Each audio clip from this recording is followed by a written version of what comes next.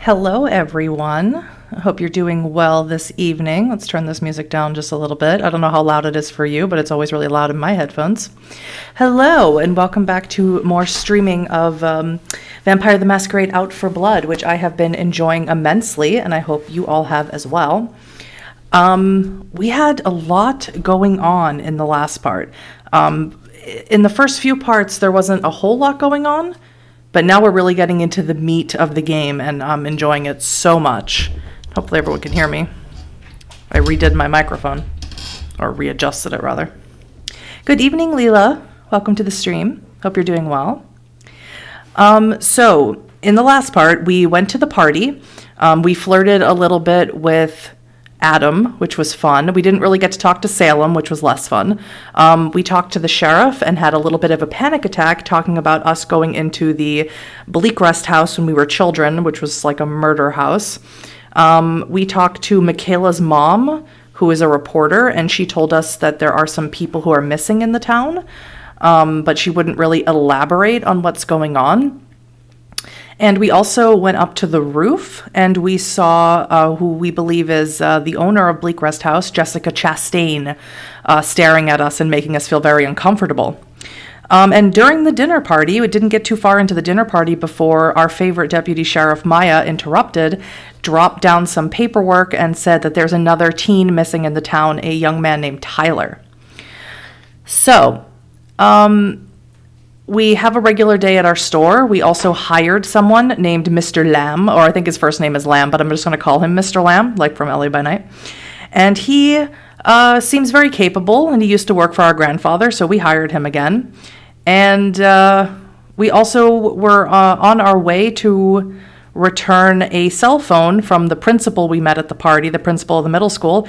And on our way to return it, some person in the town going absolutely bonkers, driving over signs and hitting people in his car, just totally lost his mind and hurting people. And we tried to stop him. We tried to curse him, and I just picked that one because I didn't know what it would do. Oh, great. I'm glad everything sounds well from your side. I can never tell unless someone tells me.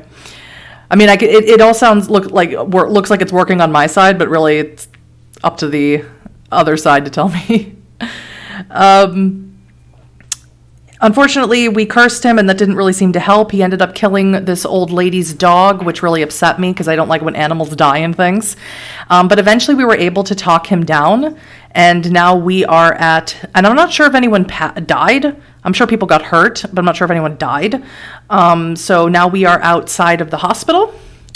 And, or apparently we're still on the scene. We're sitting on a wooden bench on the scene. And we are going to talk to a trooper, apparently.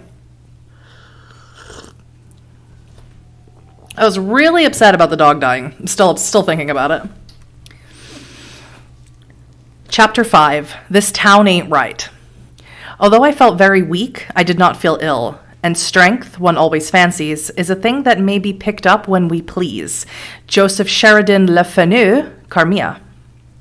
You sit on a wooden bench outside Dimple's laundromat, watching the tumult of law enforcement, EMS workers, firefighters, news reporters, and onlookers. Pandemonium.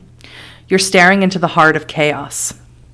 A state trooper walks towards you. He's a sandbag of a man, a solid slab of body with a flat face and a bald head.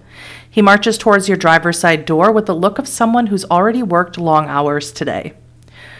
Trooper Stewart, pleased to meet you, though I wish it were under better circumstances. Hello, Trooper. So, you're the hero of the day. He opens up a leather-bound notebook and clicks open a ballpoint pen. Deputy Maya told me you talked down Mr. Bowie. That's right, his name was Duke Bowie. You saved a lot of lives here. Everyone's calling you a hero.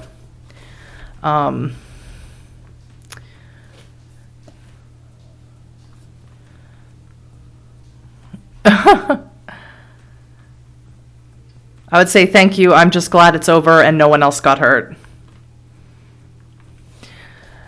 The trooper shows you a thin smile. We're all glad you were here. What you did took a lot of guts, especially since the man was clearly on some kind of psychoactive substance. You put yourself in danger to help a lot of people, and this town won't forget it anytime soon. Well, if there's anything else I can do to help, just ask. As a matter of fact, there is. He holds up his notebook and writes something. Oh, hang on.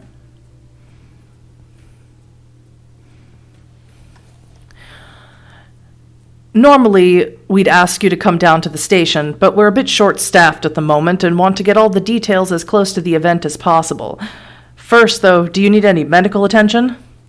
I've taken a few bumps and bruises, but I'll be okay. Yeah, I hurt myself more cursing the guy than I did getting hurt in the incident. If you need to see EMS or go to the hospital, just let one of the other officers know or head over to the ambulance and someone will help. And charge you an extraordinary amount of money. Hi, Vampire Bait. No, it's not you, it's YouTube. YouTube's always bad about that. I had so many more people in my early Sunday stream that just should, and now that it's more of a later time of day, it's, probably no notifications went out. Don't worry about it. You nod and wave his concerns away. Now then, let's go over what happened. Did you know Mr. Bowie before today? No, I've never met him. The trooper jots down notes. Tell me in your own words what happened here from the beginning. Be as detailed as possible. Okay. Basically, he went berserk. Likely someone made him do this, whether through dementation or something else did something to him. Let's see. We can tell him every detail, instant awareness, composure subterfuge, or manipulation subterfuge. God, I can't talk. Let's see. What's our intelligence? Is 2, and composure is 1. Manipulation is 3. That's pretty good. So subterfuge is nothing. Awareness is 2. That's pretty good. What's the other one? Oh, both subterfuge. Okay. Subterfuge is nothing. But we get 2 awareness and 2 intelligence. It's a dice of 4. And manipulate, it would just be a straight manipulation roll. So let's do intelligence roll. Intelligence and awareness. Tell him every detail I can remember to help his investigation. It may also help my standing in the community. Matter of fact and truthful. You start from the beginning and give as many details as you can remember to help the investigation. Your ability to recall events impresses Trooper Stewart, who writes feverishly to keep up with your narrative. This is all really good, thank you, he says at the end of your statement. You've covered everything. I'm going to let the sheriff's office and the mayor's office know how much you've helped. Man, I'm making a lot of influence in this town. I feel special. The rarity of this event has pulled in interest from across the state. A few freelance journalists from the city roll onto the scene, and police officers and members of the sheriff's office block off the road and wave away the reporters, all racing to get the story for the 6 o'clock news or the next edition. Their cameras film Duke Bowie in wrist and ankle shackles being loaded into the back of the armored police wagon. It's probably not his fault. He probably did nothing except cross a vampire somehow.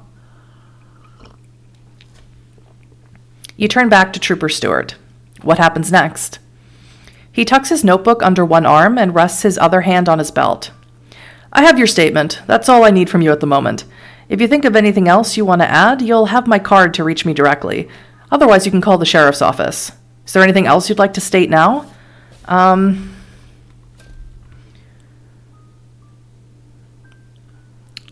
How are Deputy Maya and the police officers? Because she got punched around by David Bowie. No, Vampire Bait. I can fill you in on what happened. So basically, we went to the party, and Deputy Maya came and interrupted the party, saying that there was someone missing.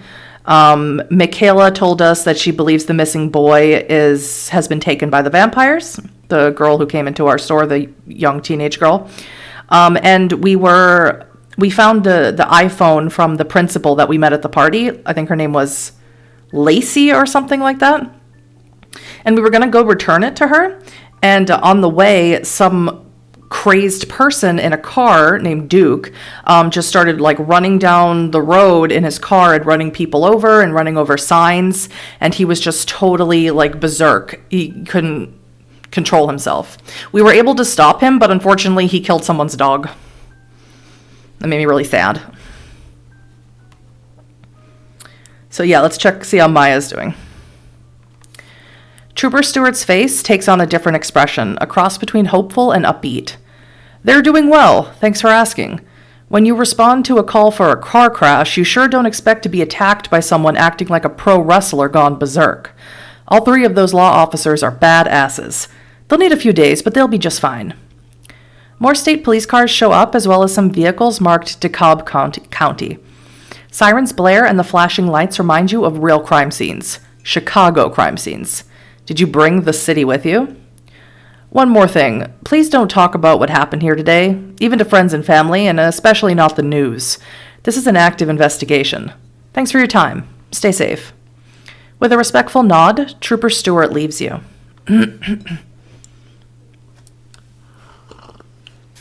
Do you think the police can actually help? I mean, I know you, Huddy, in the game have no reason to lie or hide the truth from them. The Masquerade is not your problem, but people can get hurt. I am very worried for Maya. No, I think Huddy in the game wouldn't have any reason not to be completely truthful with the police. I think she suspects that something supernatural is going on here, and I think, in my mind anyway, she would know that the police wouldn't be able to handle a person telling them that something supernatural is going on, or they wouldn't be taken seriously. So I think you would try and be as honest to the police as possible, and also investigate the supernatural things that you're more familiar with, that you have more experience with alone. Okay, what happened? Nothing happened since last time, really. We just talked to the trooper about the guy who went berserk in his car, who we guessed that was maybe affected by Spark of Rage. Lacey Pendleton, oh my god, I'm still going. If this had happened, there is no way I would still go and try and return that iPhone. I'd go home and take a shower. That's like the very first thing I would do. Lacey Pendleton lives in a quiet cul-de-sac hidden from the cameras of Google Street View, so it takes a while for you to find the entrance. You pass an all-too-fancy restaurant, Cafe Radicchio, where the wind blows white tablecloths on the outdoor seating, and the special of the day is tempura shrimp over hot hearts of palm. A cobblestone walkway splits through a garden and leads to the front door of a 2-story brick and stone house. Stepping onto the porch, you hear long creaks from the weathered wood. You ring the doorbell and wait for less than a minute before Lacey answers. Or at least a version of her answers the door. Her skin is pale and her cheeks drawn. When she swings the door open, it's a chore from an otherwise spirited woman, because she's suffering from anemia, likely. Huddy, what are you doing here? I found your iPhone last night after the dinner party, and I thought I'd bring it over. I hope you don't mind me showing up at your house.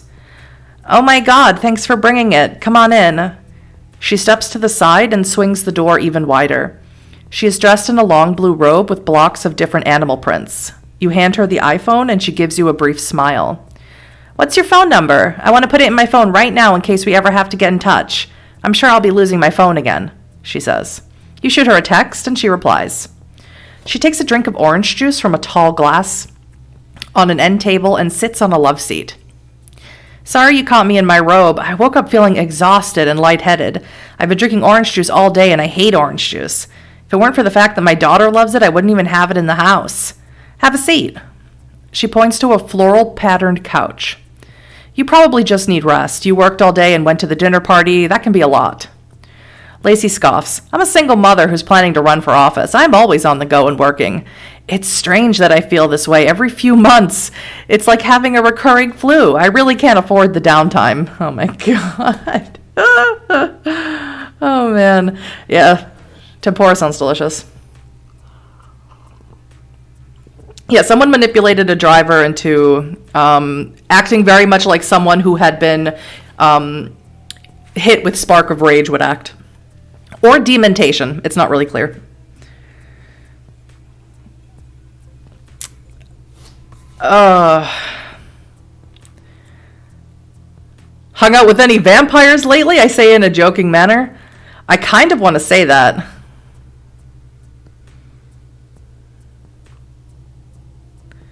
I'm going to ask her, I kind of want to say that, but I'm not gonna. Is there anything I can help you with, like running errands or going to the store for you? She shakes her head. Thank you, but no. My younger sister helps out sometimes. She goes grocery shopping and picks up my daughter from school a few times a week. That's kind of you to ask, though. Michaela's words come to mind.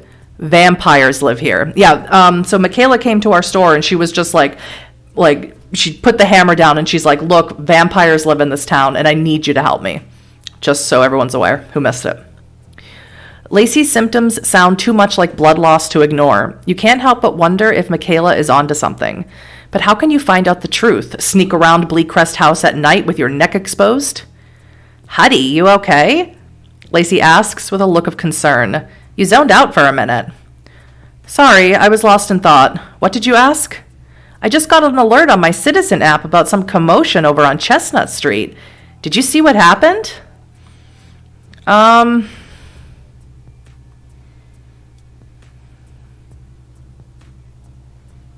Yeah, I'll tell her about Duke's rampage. Why not? Yeah, munch and a memory wipe, yeah.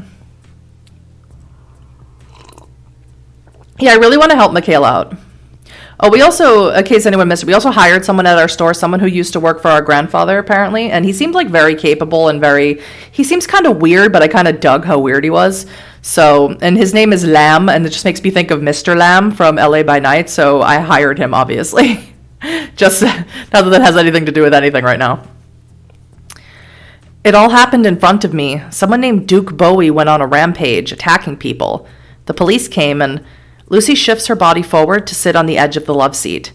Duke Bowie? I went to high school with Duke. He was attacking people? You give Lacey a complete account of everything that happened on Longview Road, including how you convinced Duke to stop his rampage. That's amazing. I didn't realize you were so persuasive. Me either. Maybe I should hire you as a speechwriter. She stands and you follow her across the living room to the kitchen. So he actually apologized to you at the end? I'll be honest, everything up to that point sounds nothing like the Duke Bowie I know. But that apology sounds like Duke, though. He comes off as a hard-ass, but he's a kind and gentle guy if you get to know him. She pours herself more orange juice from a container and takes a sip from her glass. I can't process what you've told me. Not that I don't believe it, but it's unbelievable. Duke wasn't known for taking meth or PCP or whatever drug could cause him to throw people around and beat up cops. Do people even take PCP anymore? You shrug. She thinks another moment before continuing. This sounds like someone set Duke up. I'm not someone who buys into conspiracy theories, but this is a setup if I ever saw one. Hiccup. You really got me thinking, Huddy. You and Lacey are quiet with your thoughts for several long minutes. Lacey holds up her iPhone. I need to plug this in upstairs, and then I think I'm going to lie down. Thanks so much for bringing it to me. I owe you one. I'll say you don't owe me anything. It was no trouble. I hope you feel better. Oh, actually, no. I'm going to say don't worry about it. Before I go, what can you tell me about Michaela Clark is actually what I'm going to say. Flash that neck curve. Oh, no. I'm just here with my exposed neck. I hope there aren't any vampires around.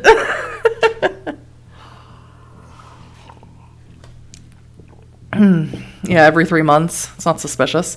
Don't be suspicious. Don't be suspicious. Lacey's forehead and nose wrinkle like a prune. Michaela Clark? That's a question out of left field. She's a smart girl, very adult, very Reminds me a bit of my daughter, though my Jenna is not as eccentric as Michaela. Young Miss Clark doesn't have many friends and tends to be a loner. Even at recess, when kids are grouped off playing games in the yard or sitting in little packs, she's off on her own, sitting under a tree or in the library. She reads more than any child or adult I've ever known. Though the guidance counselor and myself have tried to encourage her to socialize with people her own age, she just won't do it. She's really clever, though. She even joined the soccer team just to shut us up. She barely talks with the other players, but it's hard for us to complain when, at least on paper, she's hitting all her marks. Why do you ask? You've been thinking about the bomb Michaela dropped, that there are vampires in Jericho Heights. Questions keep circling in your mind. I am not going to tell Lacey that Michaela thinks vampires are in the town because Lacey's not going to get it. I was going to say she wants a job at my store. That's all I'm going to say. Hello, Hunty. Welcome in. Lacey relaxes her expression. Well, if that's the case, I think she would be a great asset to your shop. But she's a bit too young. She can work there in a few years when she's 15. Oh my God. She's... Okay, so in case, for people who aren't American in the chat, like where I grew up in Massachusetts, you had to be 14 to get a job. And I think most places you have to be 14. So if she's not 14... few years when she's 15, so she's like 12 years old. If few is 3 and 15, so 15 minus 3 is 12, so she's like 12 years old, and that's crazy. But that makes sense because Lacey is a middle school teacher, or principal rather, so she wouldn't be in high school yet. It's just she's so like mature for a 12-year-old. In the UK it's 13. Oh, that's crazy. I thought 14 was young. She can work there in a few years when she's 15. Until then, tell her to focus on schoolwork, the soccer team, and making friends. Is she the kind of kid to make things up just to get a reaction out of people or to make herself sound more interesting? Lacey starts up the stairs towards the second floor and turns to face you. She doesn't do that. She certainly doesn't make things up to make friends or anything like that. For a kid, she's a real straight shooter. So I'd be surprised if she's lying just to get a rise out of you. She's not in a summer school, so normally I wouldn't see her until the school year begins. But if I happen to see her mother, I'll talk to her. Thanks. Let me know how it goes. Lacey nods. Thanks for bringing my phone back. I need to get some rest. Do me one more favor and lock the door behind you. Have a good day, Huddy. She turns and continues up the stairs, so you leave her home, and the door locks behind you. Yes, Hunty, this is a new VTM choice game. It is called Vampire the Masquerade Out for Blood. I'm not sure if it's still on sale, but I believe so. I think for the first week it's still on sale, so I think until Thursday it's 25% off or something. 15 to 16 for the West Coast. Yeah, go get your money, Hunty. It's great. I'm really enjoying it so much. While you are out, you receive a text from Lamb. I love Lamb. He's weird and I dig it. Hello, ma'am. This is Lamb. Dr. Lobo called and asked to speak with you. I did not divulge your whereabouts. She said you have an appointment at her clinic tomorrow, and you may show up at your convenience. Not many customers are shopping at this hour, so I am leaving. I will be at work tomorrow at 7 a.m. Thank you for this opportunity. What? I never talked to Dr. Lobo. I don't have an appointment with her. Weird. Oh, Vampire Bait, let me know when you play it and let me know like if the like what things happen or like what different choices you make. That's super exciting. Nighttime creeps in as you make your way home from Lacey's house. Clouds cover the sky in gray with only wisps of white breaking through. A light breeze blows through and cools off the town. Most businesses have closed and traffic has died down, so walking through the streets takes on an eerie quality as the silence of the town suddenly seems very loud. Those few people still outside and not putting their kids to bed or sitting around the living room television all wave and greet you as you pass. Your jaw hurts from all the smiles, but it's lifted your mood, and you find yourself taking the long way home just to pass more people and see more of your neighbors and pet their dogs and high-five their kids. You're used to the hustle and bustle of Chicago, where car horns, random shouts, and passing planes are so common, you stopped noticing them years ago. With all of the people who live in the Windy City, it was still easy to feel alone. People kept to themselves. You didn't sit out on the front porch and share coffee with the neighbors. When you walked around the city, strangers didn't smile, but rather stared at their phones. The L brought you everywhere, but you never talked to other passengers or even looked at them if you could help it. Not far from your home, you find yourself moving along a small strip of land between a closed-down mini-mart and a community center. The buildings block out most of the light coming from the sky, and you enter a thick darkness. Oh God, this again. The air turns still, but an odor seeps through the area, something like rotten meat. As you move deeper, the smell grows stronger, until you're covering your mouth and nose in the crook of your arm. You hear something panting, and your mind fills in the image of an injured wolf. I do love this descriptive writing when we obviously, because we are supernaturally inclined, we do get these weird little visions. And I remember when Duke was first rampaging, we did get weird little visions. I don't remember what they are, and I don't think they really made sense. Maybe they'll make sense later. But as he was rampaging, we got little visions in our head of what might have happened to him. So I do really, really enjoy this part of the storytelling. I know you're going camping this weekend. I can't wait to see the pictures. A flash of gray clouds your eyes. Another vision. A man with long black hair, greenish skin, and dead eyes. You turn and run from him, but you're caught from behind. A new image springs up and you're fighting him. He dodges your punch and throws you against the wall, diving into your neck with his teeth. That's when the vision fades. In a new image, you're trying to reason with the man, but he ignores your words and clutches your throat. You blink hard and rub your eyes. The grayness dissipates, leaving you disoriented for just a moment. You spot a pair of white tennis shoes sticking out on the other side of the dumpster. Whoever's wearing them is laying on the ground. Oh no, I bet it's that boy who's missing. Tyler, I think his name was. You take a few steps closer, and the fast breathing slows. The feet pull back, and half of a face peeks out from behind the edge of the dumpster. It's hard to make out features in the darkness, but it appears to be a young man with long black hair and skin a sickly shade of pale green. Okay, so I'm guessing this is a thin blood. And for those of you who don't know, thin bloods don't work like other vampires, which is pretty obvious, but instead of getting like merits or flaws from their embrace, they get very unique ones. And one of them is called dead flesh. And it means that they have like a perpetual deadness to their skin. It very Nosferatu-like. It flakes off. It looks like it might be rotting a little bit. It's very slick. So I'm thinking that's what this is. It's probably just a drug. I'm not that much of a jerk.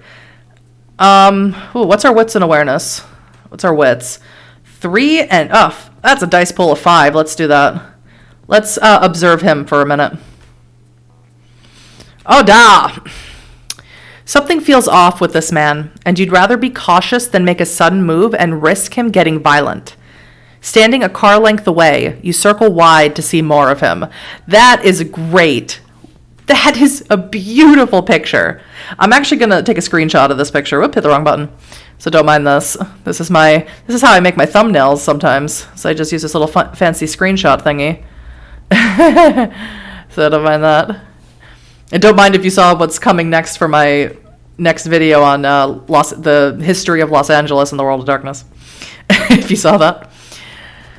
When he leans out, you can see his face. His skin is a patchwork of deep tan and acidic green, wrinkled and sagging like a spoiled peach.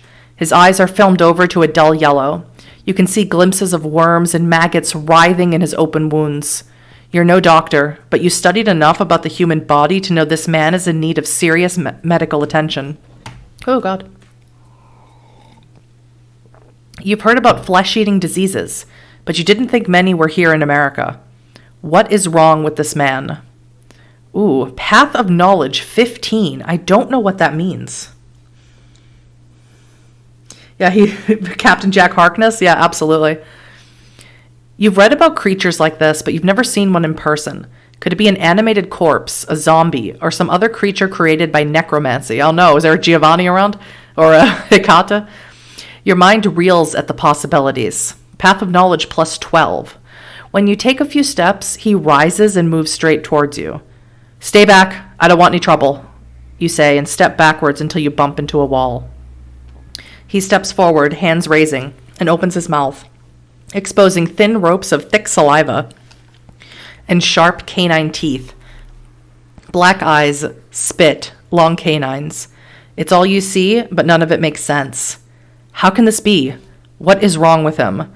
As he reaches for your throat, I can try and do a curse again, but I'm not, because the last time I did a curse, I haven't slept yet, and that really hurt me. As you can see, my health was all the way up, and it really hurt me to do that. So I'm not. Instead, I'm going to do a charisma and persuasion roll, even though my vision told me it wouldn't work. But that's literally my next best thing. I don't really have faith. Oh, God. Fuck this, I'm out. I know. I'm going to have to, because I what's my faith? 1. Composure is 1. That's my best shot besides the... If I had full health and full willpower, I would curse him, which is a really cool thing that we can do, because we are, again, that whole beginning thing of our grandfather instilling in us some sort of occult knowledge. So I am going to say, completely, likely, ineffectually, I'm trying to help you and convince him I'm friendly. Good Lord. You press your back against the wall and raise your hands in a non-threatening manner. Whoa there, buddy. Sorry if I'm trespassing or did something to make you upset. If you just give me a minute, I'll be on my way. You're staying right here until I'm finished, he says, and takes your throat in one hand. Why are you doing this to me? You say in an earnest voice. I've done nothing wrong to you. I only came here to help you. Tell me what you want. His mouth closes, hiding the fangs, and he loosens his grip but still holds you. What I want? Look at me. What do you think I want? It looks like you need help. Tell me what's wrong. Do you want me to call for an ambulance? Or maybe you just want to chat? You look like you could use a friend. Tell me, what do you need? His eyes flutter like he's startled, and he looks away. His grip loosens even more, and his shoulders slump. A wind rushes against your back, and you're thrown through the air. You land facing skyward and slide along the concrete until you flip sideways and keep rolling. Spinning what feels like a dozen times, you finally come to rest. You feel no pain, but you're dizzy and disoriented. The brick wall in front of you rises and falls like you're on a seesaw. Blinking hard, you clear your eyes just in time to see a streak of orange move towards you. A figure in a bright green dress stands before you. You're still too dizzy to make out her features, but she's tall and slender, with flowing blonde hair. She gives you a short bow and smiles, and she's gone, flashing across the alley again. This must be this Jessica Chastain person, and she is terrible at keeping the masquerade. That is the reason she's not in Chicago in Prince Jackson's court, because he would absolutely order a blood hunt on her and just get rid of her, because she's terrible at this. She's awful. A shower? What do you need? A shower? I have a shower. Oh, good God. I mean, she's super pretty, but she's obviously terrible at keeping the masquerade. I kind of want to take her out just because she's so bad at keeping the masquerade, which I hold very dearly. I read out the traditions every day. You stand and take a few steps in the direction she moved, but she's gone. You bend at the waist, hands on your knees, and shake your head. Seeing straight again, you stand and rush off home as quickly as your legs can carry you. So she must have grabbed that guy with her. Rushing through the front door, you turn and lock it, even the deadbolt. You check each window and lock them too. Almost tripping over Hex, you shoo her away as you secure the house, and she follows close behind, curious about the activity. When you're finished, you move the chair from the dining room table to a few feet back from the door and stare at the front of your house, waiting. It's darker now, and a streetlight shines in through the slats in the window blinds, casting a blurry pattern across the floor. You're okay, everything is fine, and you're safe at home. You're not being chased by a deranged, half-dead person. I guess he's not deranged if he's dead, but I'm no expert. You start to laugh, and it echoes through the living room. You talk to yourself for a while. I do that. When I'm really nervous or anxious about something, I absolutely talk to myself like that. You talk to yourself for a while, maybe as a way to calm yourself down or just to fill the house with some noise and not feel so alone. Hex lies on a small rug by the fireplace, skeptically glancing up at you.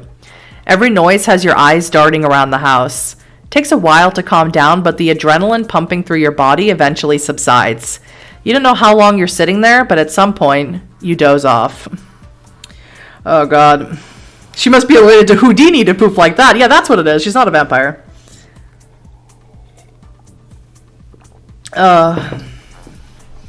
We're good, we're fine. Nothing happened, everything's totally fine. Oh my god, I lost another point of health. Why? Shouldn't I be back up on health for sleeping? Health -1. You know you're dreaming even though you feel like you're awake. A presence walks up from behind and places a soft but firm hand on each side of your neck. She leans over and comes in line to look at you eye to eye. Her long golden hair, flowing with curls, hangs over her naked shoulder. She has such smooth skin and red lips. When she smiles, she's always smiling. You feel both at ease and somehow unworthy. She wears a bright green dress, though you've never met her before. You can tell she's been watching you. Oh my god. Experience points +4. Yes, I need to use them. I need to use my experience points. I need some combat. I need some combat abilities. Skills. Said skills pay the bills. I want some combat. Where's combat? Yeah. Combat, it costs 3 to raise that. Alright, give me some combat. Leaves me with 15 points. Alright, then let's get up another dexterity. And that leaves us with 5 points. I think backgrounds are 6 points, so I can't do anything with those. I can get one more contact, but I'm not... Whoa, I have a ton of influence. Holy crap.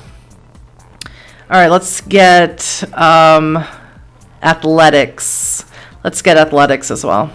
Just so we have more options for that. Alright, that leaves 2 experience points left.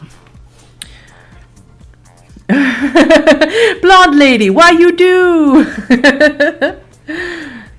Can we be slumped in weird exhaustion in an attractive way? She's pretty. We should make a good impression. Yeah. Oh, God. The story continues. Does it now? I only gain 1 health back. I am in bad shape. I am in really bad shape. 2 health and well, my willpower is fine, but 2 health. I'm in bad shape. I need to go to a doctor or something. You awaken with a deep breath, wheezing in air through your mouth as hard as you can pull it. Panting, you sit up in bed and rub your eyes clear. This starts a coughing fit which lasts a full minute, and when you're done, it leads to one giant yawn like you've woken from a year-long nap. We got munched. Something feels off. The clock on your dresser flashes 10:42. You overslept. Moving to the edge of the bed, your feet hit the floor and a shiver rises up your legs and takes over your whole body. Seeing yourself for the first time today in the mirror, it's someone else, a paler version of you. Your face is drawn and colorless. You feel agitated and anxious. Your breathing is rapid, and even though you feel cold, your arms and neck are slick with sweat. Wait, how did you even get to bed last night? We passed out at a chair. Hex brought us to bed, obviously. Our cat did it. Last thing you knew, you were sitting in a chair in the living room. An image of the woman in the green dress floats in your mind. Was she real? Were you dreaming? Your memory of her washes away, and now you're thinking of Michaela and her talk of vampires. You check your neck and laugh nervously. There are no bite marks. Yeah, at least she covers up the bite marks, for God's sake. Maybe you're losing your mind. You're not as good at dealing with stressful situations. Sometimes the negative thoughts just take over. Was this all just a terrible dream? No. Remember the shadow monster that attacked us in the beginning? Does anyone remember that? That's when you remember the cameras. You set up your security system yesterday and put cameras all around the house. You reach for your laptop and bring up the security feed. With 24 hours of video taken, you have a lot to search through. Knowing the encounter with the corpse-like man and the woman in orange happened after 10, you fast forward the video to 12 hours ago and scan from there. Nothing. Not just a lack of events, but nothing. A portion of the recording is missing. How could that happen? You store all videos to the cloud. Could someone have tampered with your feed? La Sombra. Luckily, you also use a backup to an external hard drive not connected to the internet. There you find the footage. At 10:20 p.m., the living room camera shows a blonde-haired woman appearing behind you. Not a La Sombra, then. She opened her mouth and lowered it to your neck. You did not respond with pain, but pleasure, your head thrown back with a smile on your face. She was drinking your blood, and when she lifted her head, the evidence was smeared across her lips. She licked them clean and then brought her tongue to your neck. When you passed out, she lifted you in her arms. The video follows her up the stairs where the bedroom camera picks up her entering the room and laying you in bed. Michaela was right. Vampires live here. Oh my God. Oh no.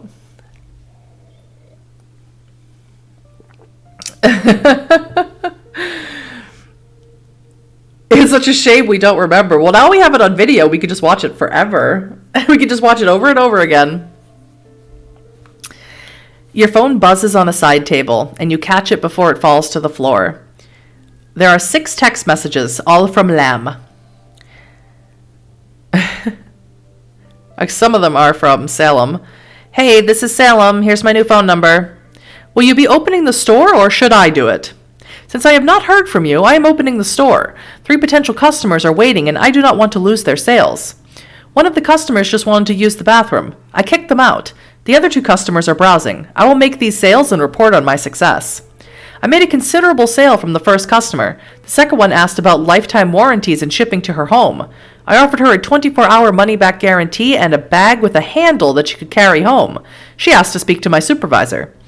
Your absence is highly irregular. I called the police, but they asked me to check the house.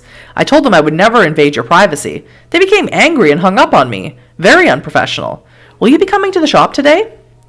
I have come to the conclusion that you are either abandoning the store, have lost your phone, or are in a situation barring your ability to use your hands to text me back.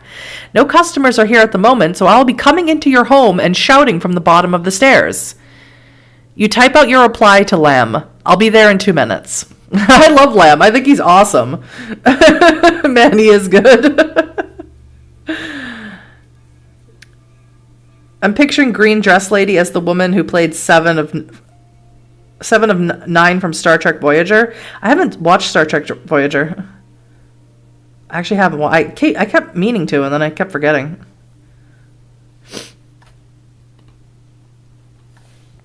In the fridge, you find a bottle of orange juice and pour yourself a tall glass. Considering this your breakfast, you make your way into the store. Lamb stands behind the counter, his body stiff and his jaw clenched. He's muttering to himself in Vietnamese as he angrily wipes the cash register clean. When he sees you, instead of relief, he shakes his head and throws down the rag on the counter. This is not the way to run a business. I work for you and accept my position, but must state my dissatisfaction, he says and folds his arms. And now I will give you a moment to explain. I don't think I have any leadership. 3. No, I have no leadership. Okay. I'll say, I woke up extremely ill and just got out of bed. I'm sorry for not opening the store. He leans forward to stare at you like he's inspecting a bug. Yes, you do look terrible. That's how I feel. Lamb frowns and wrinkles his nose as if he's smelling a foul odor. You shouldn't be working today. You could get customers sick and contaminate the products. Go to bed and let me take over. You check the store receipts, $157. That doesn't include the sizable purchase from Gabriel J. Field. So another person who lives at Bleak Rest House, or at least the person that has officially purchased Bleak Rest House, Gabriel J. Field, came and purchased something from the store in the last part. And he's obviously a vampire or a ghoul or something. The front door of the store jingles as Mayor Bumpley enters. He's wearing jeans and a Visit Jericho Heights t-shirt with clean work boots and a North Face backpack, a much different look than his normal business attire. Thin beige gloves over his hands. "Good morning," he says to you, ignoring Lamb. As he walks to the counter, his expression changes to one of concern. "Are you feeling well? You look under the weather. Is it because of the whole ordeal with Duke Bowie?" You shake your head. "I had a rough night and I woke up sick. Thank you for your concern." The mayor glances around the store, notices Lamb, and gives him a curt smile and a nod. "So, Huddy, can we talk privately for a moment? I don't have a lot of time, but I really would like to discuss some business with you." Lamb sniffs deeply and wrinkles his lips. "I will count inventory on the back shelves," he says, and walks off, glaring back at Mayor Bumpley. "We can go to my office," you say, and point to the door that leads in the back. "No need. This will be quick, and then I'm on my way to help with the search for Tyler Sanders. You remember, the teen who went missing?" "Yes, I didn't realize there was a search party."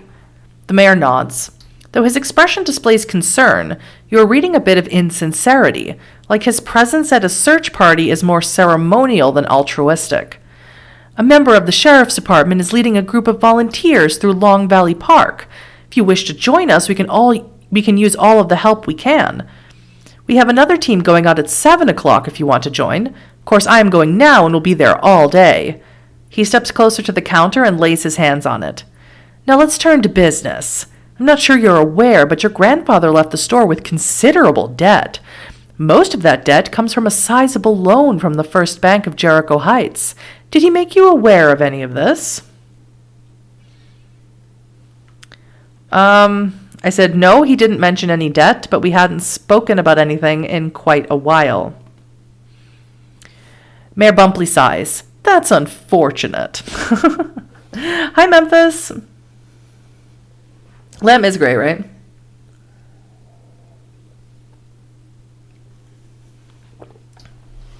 Whoops. But my microphone. Lamb may be a ghoul. I don't know. I think he's awesome, though, whatever he is. He's super awesome. "I am sure you have a lot to deal with, and I am so sorry for adding one more thing to the mix. You see, your grandfather borrowed money over quite a long period of time and eventually consolidated all of his debt with one loan from the bank, placing the store itself and the attached home as collateral. If he failed to make payments and defaulted on the loan, he would forfeit the entire property to the First Bank of Jericho." The news hits you like a punch to the gut. How much money did he owe?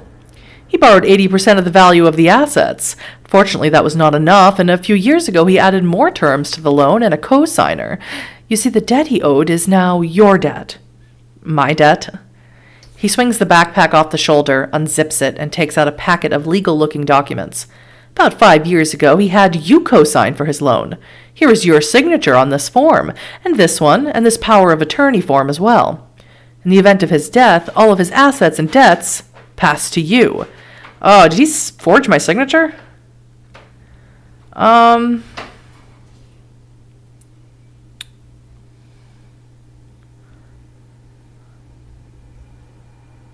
Ooh. Do I have any intimidation?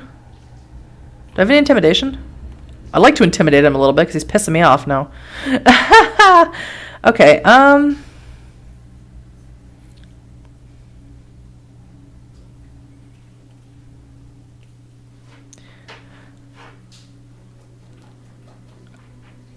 want to say, I didn't know what I was signing, and if my grandfather did this without my consent, none of this is valid. Yeah, damn it, Grandpa! "If only that were true," he says in a calm and emotionless voice. "Your grandfather had power of attorney, which you signed and had notarized." "No, I didn't. He did it." "Therefore, and I'm sorry to be the bearer of bad news, you did consent to everything. These are legally binding contracts." "I don't even remember signing this. The only thing I had notarized years ago was some kind of trust or college account that my grandfather wanted to set up for me. Since I couldn't go to the bank without him, he asked me to sign another form and have it notarized. He didn't say anything about taking a loan out in my name." "It sounds like your grandfather had you sign a form giving him the rights to take out debt in your name. Most unfortunate. That should be illegal. However, there is a debt to be paid nonetheless." He pulls away from the counter and lifts his backpack. "I'll leave the documents with you to peruse. Stop by the bank in a day or so we can come up with a repayment plan. Accepting your responsibility is far easier than fighting me on this. I am a reasonable man, but in matters of business I can be unrelenting. Enough said on the matter. He walks to the door and turns back to you. Don't forget about the search party for Tyler Sanders at Long Valley Park. We all have a responsibility to pull together in times of need. I hope to see you there. What a dickbag. Oh, man. That should be illegal. Whoops. No, not everyone wants to see my German news, but thanks. Chapter 6. Keep calm and carry on. All right. I really don't like Grandpa right now. Like, the more we learn about Grandpa, I think the more, like, our image of him as a kid is being shattered into that he was kind of a shitty adult. He was kind of a shitty person. I'm going to go into my Be Right Back screen because I am going to make some more tea for my throat because it really does help me read. So let me just do that and I'll be right back.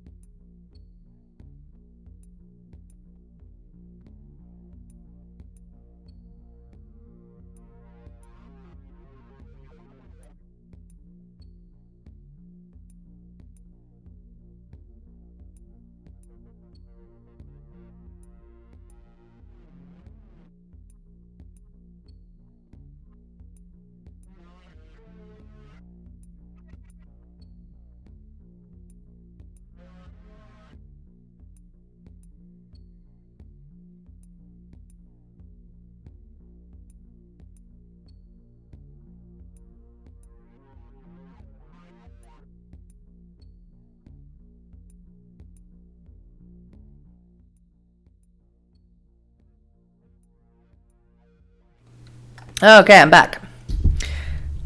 I really have to... This is like the only time I ever drink tea. I don't even drink tea when I'm sick, but it really helps me when I have to talk.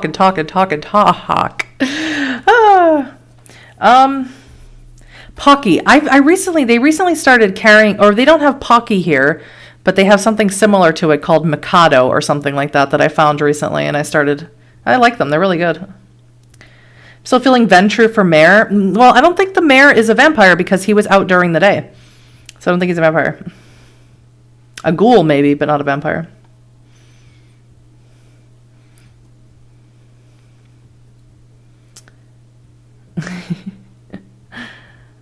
Sorry, I'm just catching up on the chat. Yes, Fairy Blood. I hope everyone's doing amazing. I hope you had a great birthday. I hope Memphis is doing good. David Walker, hope all of you are having a really good day. Or night, or wherever you are. Okay, Chapter 6. Keep calm and carry on. Only a true best friend can protect you from your immortal enemies. Rochelle Mead, Vampire Academy. I've heard of Vampire Academy. I've never read it, though.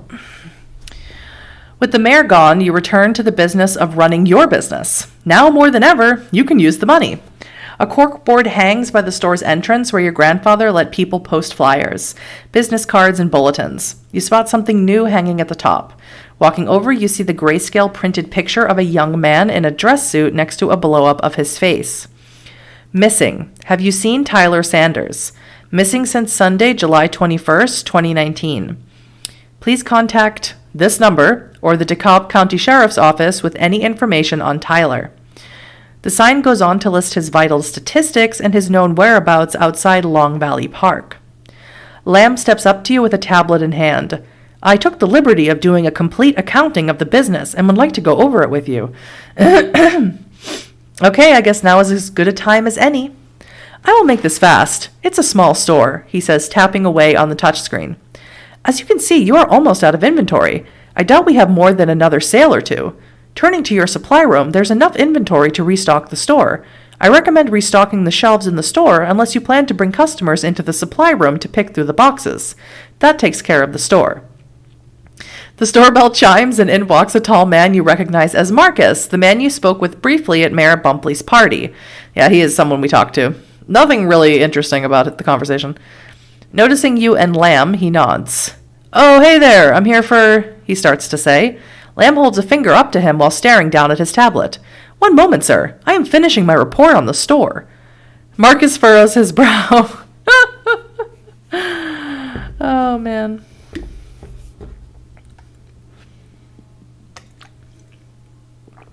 VTM is maybe the only game that I would trust the church a little. Yep. Same.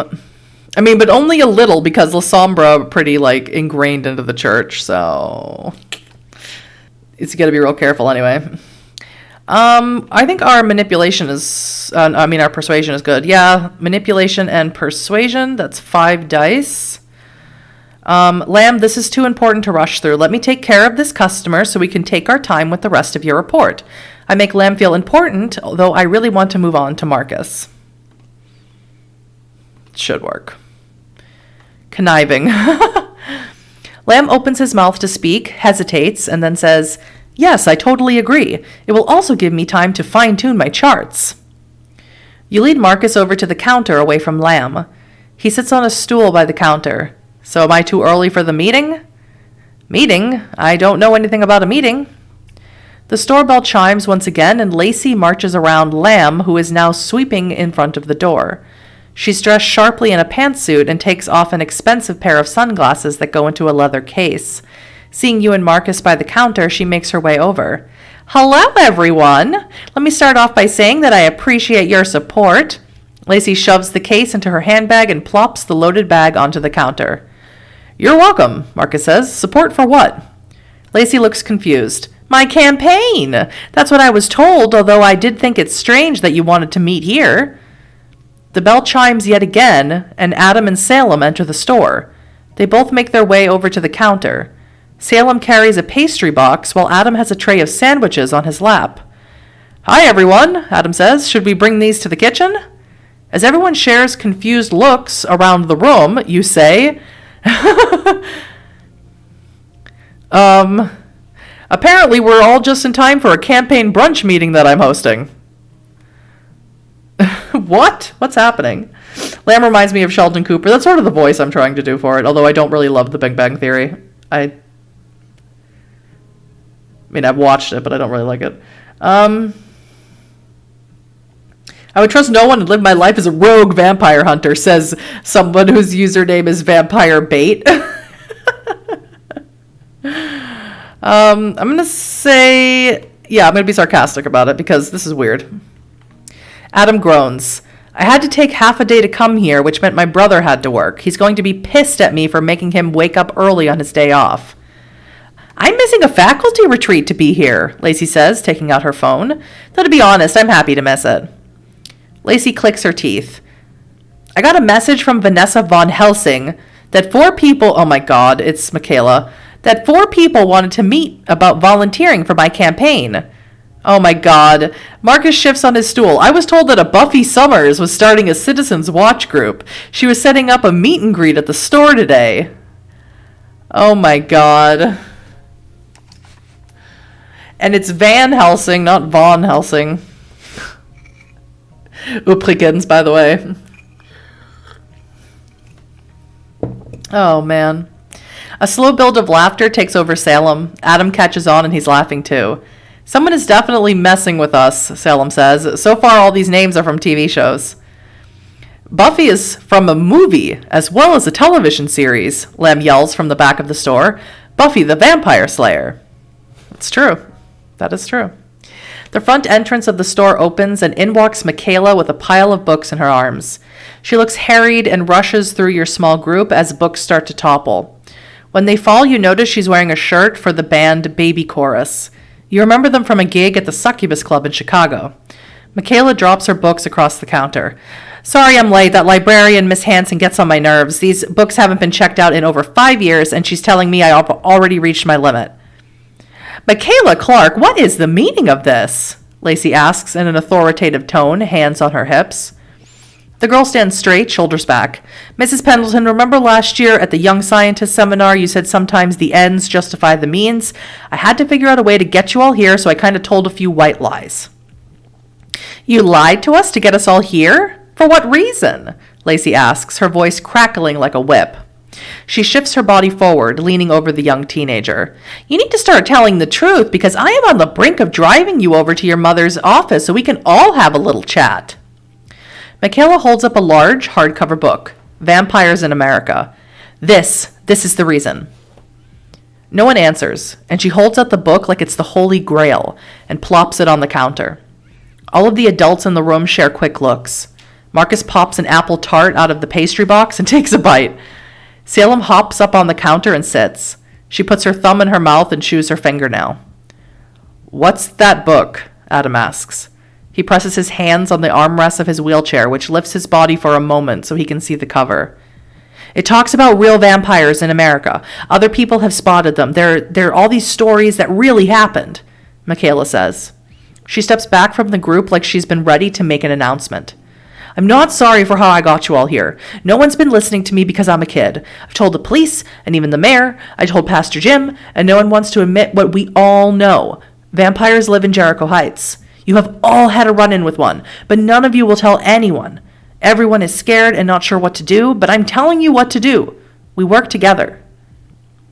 No one says a word. You glance at each person in the room who are each doing all the same. All of you hesitant and guessing who will speak first. Michaela continues. Miss Chastain, she's the top vampire in town. I don't know about Mr. Jayfield, but they both live at Bleakcrest House, and I'm pretty sure that's their hideout. Well, myself, and it ain't easy with a 9 o'clock curfew. Vampires? Seriously? Salem says, rolling her eyes. I took half a day off for this, Adam says, and rolls towards the front of the store. Marcus holds his hand up. Hang on, let's hear her out. As everyone reacts to Michaela's words, you speak up. Speak up. I'm going to say she's right, because we literally have video proof. So, oh no, she's been telling everyone? I know. And how she's not, and again, there might be a reason she's not been taken out. One, this Jessica Chastain person is the worst at keeping the masquerade, so she's just the worst at it. It's obviously not a priority for her. And two, it might be like against their, because vampires have their own moral system. Might be against their morals to harm a child, which technically she is. I'm going to say she's right, because I have the video proof. All eyes turn to you, along with looks of astonishment. Attacked by one? Salem asks, her voice jumping to a higher range. You go on to tell them about the corpse-like man in the alley, and how you convinced him to leave you alone after he tried to attack you. Then there was the woman in the green dress. She moved faster than humanly possible. Miss Chastain wore a green dress last night, Michaela says, banging her hands on the counter. That's her. She's the boss vampire. Lamb walks over with a broom and a dustpan in his hands. Of course, I couldn't help but overhear. I would like to be part of your brigade, though I am skeptical about actual vampires walking the earth. I am intrigued enough to learn more. This is all so hard to believe, Lacey says, now pacing. A vampire in Jericho Heights? I'm sorry if I think this is some kind of joke. Marcus scoffs. But what if it is not a joke? What if the owner of Bleak Rest House is exactly what Michaela says she is? Salem pulls at a strand of her hair. Am I the only one freaked out? Everyone else seems way too calm right now. If there are vampires in town, how are we going to stop them? We're just people, and they have superpowers. We're all in a lot of danger if this is true, and I can't be the only one who's losing my mind here. I'm concerned, Adam says, his mouth twitching. I've rationalized away stuff like this for a long time. I just didn't want to accept it. I've looked at my shadow and watched it move on its own, telling myself there must be something wrong with the sun. You shake your head. Let's say I believe Michaela. Why Jericho Heights? It's a small town. Why make this your town and not somewhere larger with more people like Aurora or Rockford? Maybe this is a hideout when she's not preying on Chicago, Marcus says. I'm hearing a lot of speculation and no facts, Adam says. Why just one vampire? I've seen that Jayfield guy during the day, so is he like her Renfield? That's a Dracula reference, Michaela says to Marcus. Yeah, I've seen the movie, kid, Marcus replies. Salem digs her fingers through her hair and pulls at it. What's the plan? Like, what do we do now? It's not like we can all go over to Chastain's house and be like, oh, hey, you're a vampire, so we're going to have to kill you. If she's a vampire, she'll probably kill us all. If she's not a vampire, we're going to get arrested. I know she's a vampire, and there's only one way to deal with vampires, Michaela says. But is this even our responsibility? Lacey asks. You're all talking like it's a foregone conclusion that this group inside the store is somehow responsible for dealing with this. We should tell the authorities. Hiccup. And let them investigate. Marcus takes a step towards her. This is our responsibility. Michaela tried to tell people about these vampires, and no one did a thing about it. We need to protect this town. Lacey takes a step towards Marcus, and he backs away. And do what? Hunt vampires? Do we look like vampire hunters? I'm not totally convinced they even exist, but for the sake of argument, if vampires are roaming around Jericho Heights, what do you really expect us to do? We can expose Chastain, Adam says. We can do surveillance and capture her on film.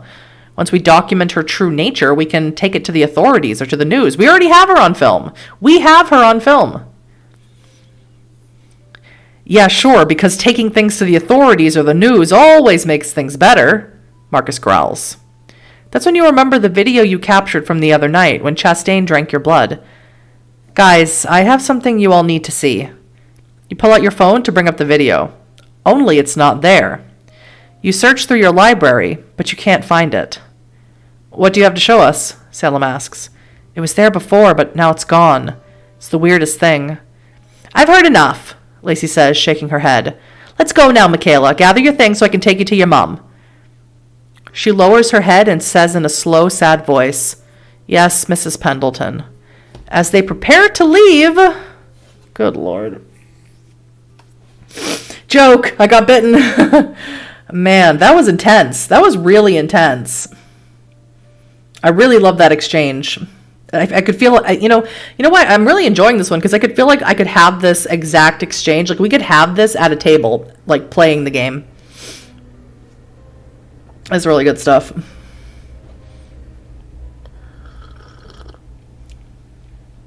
They stole our happy gift. How dare! I know. Now we won't be able to watch it again.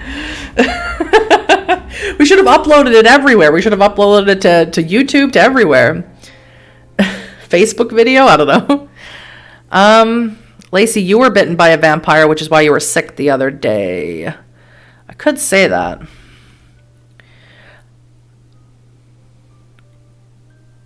I think those are all like really good roles for me. Not the subterfuge one. Charisma and persuasion, manipulation, persuasion. Yeah, I want to stand up for her. Manipulation, persuasion. But I think my resolve and occult is better. Sorry. I have 3 resolve and 4 occult. That's 9 dice. That's way better than my persuasion. So I'm going to say, Lacey, why don't you believe Michaela? I just told you about my run-in with a vampire. Lacey shoots you a hard stare and searches for a reply. She turns away and folds her arms over her chest, only to turn back again and say, I do believe you. I just don't want to. Honestly, I've suspected this for a while, but once you accept it, what are you supposed to do with it? What do we do now? We fight, Marcus says. We go down to the Army-Navy store. We load up with guns and freaking machetes and silver arrows, and we hunt them down. Salem shakes her head. You're mixing monsters. Silver kills werewolves. I don't think we talked about them yet. Guns and machetes are better for zombies, I think. Sunlight kills vampires, right? Yes, sunlight and fire definitely kill vampires, you say. I've done a lot of reading about these things. Guns and knives can hurt them, but won't kill them. A wooden stake can also be effective, but it will be risky to get close enough to use one. Adam speaks up with an intensity he's been holding back. If we can all agree this is true, that vampires exist in Jericho Heights, we have a responsibility to save the people in this town. Nice little pep talk, but we need a plan if we're moving forward with this. So let's hear them. Who has ideas? Do we go to the police or the town council? Maybe call a meeting with a few of the pastors? Lacey says. Michaela stacks her books on the counter again. I went to Sheriff Ray and Mayor Bumpley, but they just told me I watched too many horror movies. If you all want to try and talk to them, be my guest. We need to find out everything we can about vampires or vampirism or even other names for it, Adam said. In Eastern Europe, they are known as morai or strigoi. Just makes me think of the strain. Oh, God. That is freaks me out so much. Strigoi. I have also heard them called Nosferatu. There was even a movie called Nosferatu the Vampire by Werner Herzog, based on a silent film in 1922, you say. I don't particularly like Werner Herzog movies. I think they're overrated. Oh, God. We whistle while we whittle steaks. That's the plan.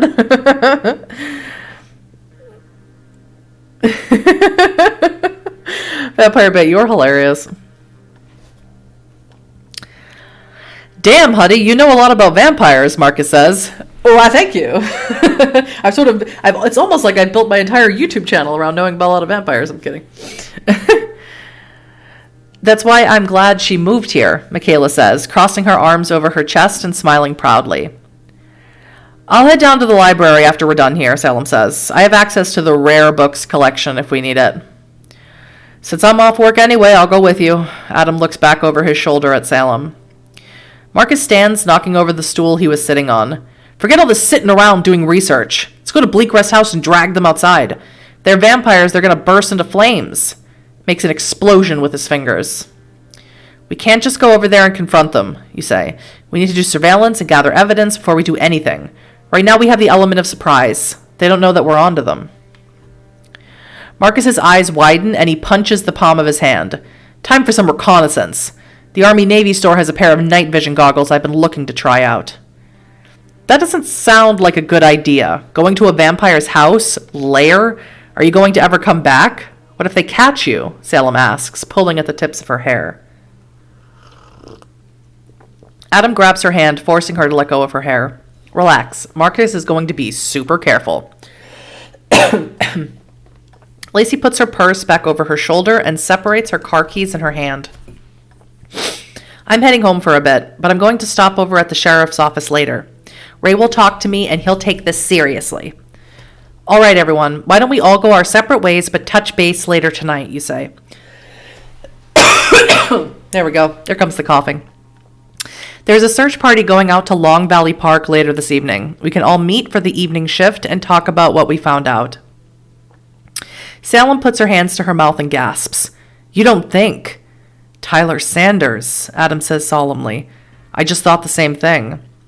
As Adam's words sink in, you process the reality of vampires living in Jericho Heights.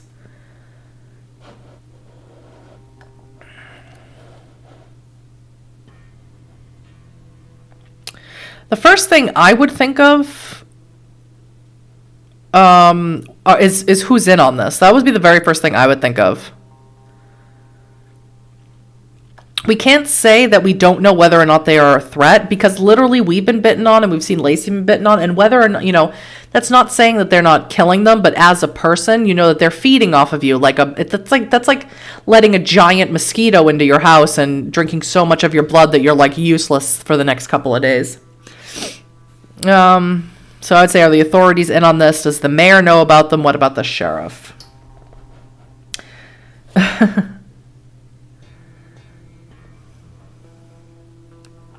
My rule number 1 is never trust officials like police or mayors when vampires are involved. Yeah, that makes sense. Now the book is getting meta. It knows Huddy too well. Oh, man. We saw the shadow creatures, and only now are we thinking what that means. I know. Yeah. I'm pretty sure, like, there's a lot of people who know about it in this town. Michaela tried to tell the mayor and the sheriff about Chastain. She's told others as well, and no one believed her. Is it because it's too fantastic to believe in the supernatural? Maybe they're covering for Chastain and the other vampires. You have no doubt in your mind that the authorities in this town must be in league with them. The meeting ends and everyone starts to head out. Adam and Salem leave for the library, while Marcus goes to the Army-Navy store. He suggests you meet him later to scout out Bleak Rest House. Lamb remains in the store to continue his workday. Your curiosity about Dr. Lobo motivates you to meet with her, so you leave the store and Google the address on your phone. Yeah, she said we had a meetup with her anyway. Ooh! Hey, good looking! Hang on a second. What kind of vampire was the one that attacked you? I'm not sure. Either supposed to be a Nosferatu or a Thin Blood. Oh, have a great time at the beach, Fairy Blood. That sounds awesome. Take care of the voice, I know. After a while, it just gives out. Then I'm fine the next day. Don't worry about it. Have an awesome time at the beach. That sounds great. I miss the beach. Haven't been to a beach in a decade. Jericho Heights Wellness Clinic takes up a prominent amount of real estate in a strip mall on the north side of town, sitting between a delicatessen and a pet shop. After parking your car in the lot, you step in front of the building and notice a sign on a telephone pole advertising live music at Gallagher's Tavern on Thursday night. You make a mental note, ring a bell at a glass security door, and wait to be buzzed in. The interior looks like a cross between a gym and a doctor's office, with a small waiting room with 2 couches in front and a huge space of weight machines, standing bikes, treadmills, and other equipment in back. Can I help you? The receptionist asks. My name is Huddy Campbell. Dr. Lobo left me a message. The receptionist cuts you off. She's expecting you. Please have a seat. It won't be long. Tuh, says every receptionist. On one couch sits an elderly man that looks like he just came off from a golf course, wearing plaid pants and a pastel green shirt. A folded metal walker lies across the rest of the couch. Across from him on the other couch sits an olive-skinned man in his mid to late 20s. That's a little young for my taste, but it's all right. Some of his shoulder-length light brown hair is pulled back into a loose bun, and it looks like he hasn't shaved in a week. His clothes are plain and almost too small for his body, which makes his athletic build stand out. When he sees you look around the waiting room, he smiles and slides over to you to give you room on the couch. You sit on the far side as the loudspeakers play an Ed Sheeran song. A pile of out-of-date magazines sit in a hanging rack, and the elderly man begins to snore. I've been waiting for 30 minutes, the younger man says to you. The receptionist looks up from behind the desk. You didn't have an appointment, Joaquin, so we're fitting you in. Oh no, I wasn't complaining. I was just saying it's a bit of a wait. It's all cool. Call me Jace. He leans back on the couch, crosses one leg, and opens to the back of the Heights Standard. Jace? How do you get Jace from Joaquin? The receptionist says with a smile that doesn't hide her flirting. I hate telling this story, but I will for you. Joaquin is my given name, after mi abuelo. I couldn't pronounce it as a kid, but I called him Jace instead. So that's what my mother called me as a nickname. The phone at the front desk rings, and the receptionist picks it up with a frown. Jace holds up the newspaper and scoffs. Where are all the good apartments? Woo! That's good stuff. Yeah, this town is too full of pretty people. There's too many hot people in this town. That's suspicious. The book is thirsty in so many ways. I just got back from seeing The Green Knight. Oh, man. I wish I want to go see that, but the thing is I don't think that one's playing in what we say in German, Originalverfassung. What's the word? Like original language in English. If I go to the movies, I think I'd see it in German, and I don't like doing that. If a movie's in German, that's fine, but if it's in English, I hate when the audio doesn't sync with the mouth movements. We enjoyed the eye candy.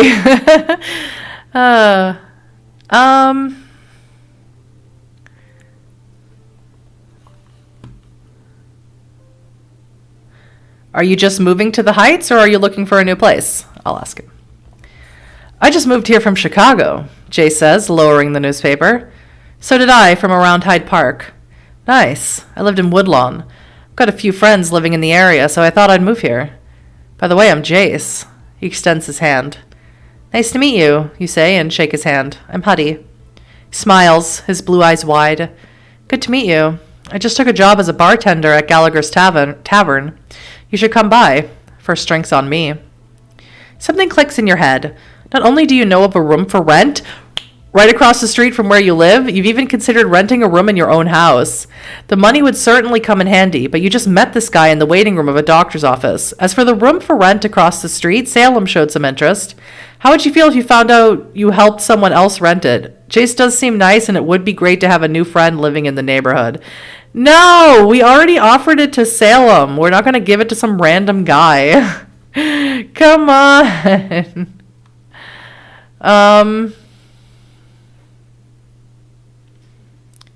So, okay, I got to read this again.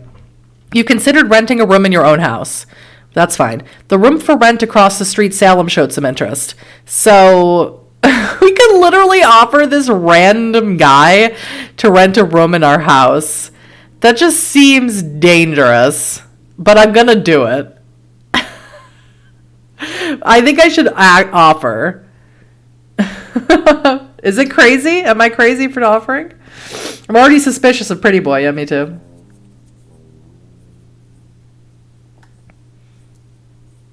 The legend is said to have taken place near where you live. That's cool, Vampire Bait. I'm sure Salem would meet him and completely understand. My mom calls that lip flap when the audio doesn't sync up. It drives me crazy.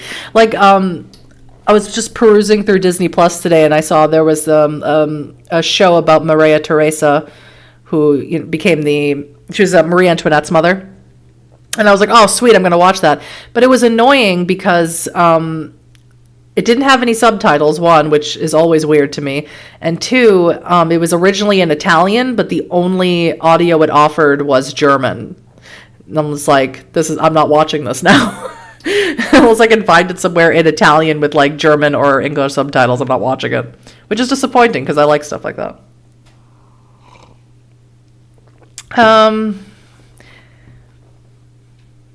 Yeah, I'll just say I have a room for rent in my house. I'm not going to say that there's one from across the street.